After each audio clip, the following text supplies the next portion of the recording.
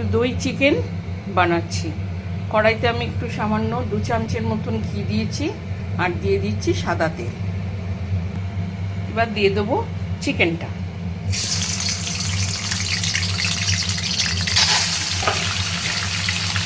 এবার চিকেনটাকে একটু ভাজা ভাজা করব।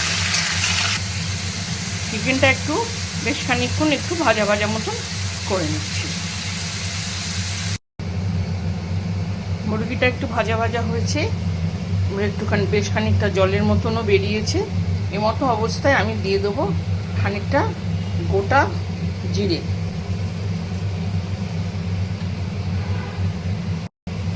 গোটা জিরে দেবো আর দেবো হচ্ছে টমেটো আর কাঁচা লঙ্কা।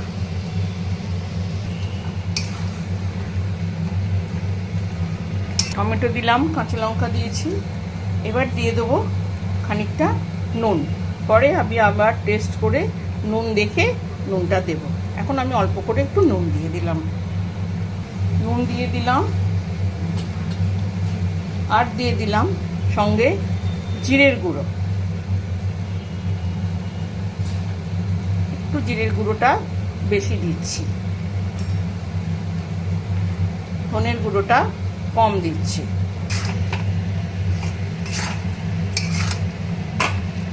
এবার এটা আস্তে আস্তে একদম কম আছে সেদ্ধ হবে। মাংস থেকে প্রচুর জল বেরিয়েছে, মাংস সেদ্ধ হচ্ছে, এখনো সেদ্ধ হয়নি, সময় লাগবে। এমতো অবস্থায় আমি দিয়ে দিলাম বেশ খানিকটা পেঁয়াজ। পেঁয়াজ ভাজবো না, কিছু না, কাঁচা পেঁয়াজ দেব। আর দিয়ে দিচ্ছি আদা বাটা। রসুনটা একটু বেশি পরিমাণের। এবার ভালো করে আবার একটুখানি নেড়ে দেবো। চিকেন থেকে অনেক জল বেরিয়েছে। আবার চিকেনটাকে ঢাকা দিয়ে দেবো মতন হবে। ঢাকা দেওয়া থাক, আগুনটাও একটু কম করে দিলাম। ওটা আস্তে আস্তে সেদ্ধ হোক।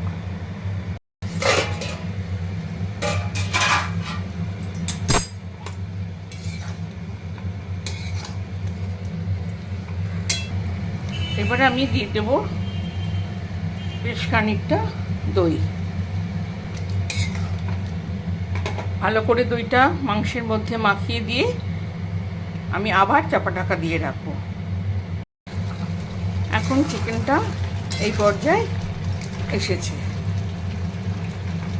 তো অবস্থায় আমি দিয়ে দেবো একটু গরম মশলা দেব,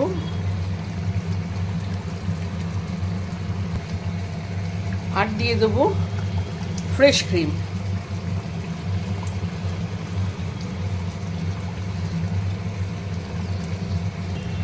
ফ্রেশ ক্রিম দিয়ে দিলাম আর দিয়ে দিলাম বেশ খানিকটা ধনেপাতা।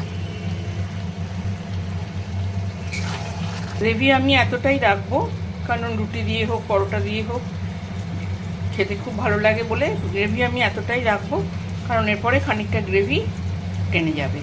আমার তৈরি হয়ে গেছে সাদা চিকেন।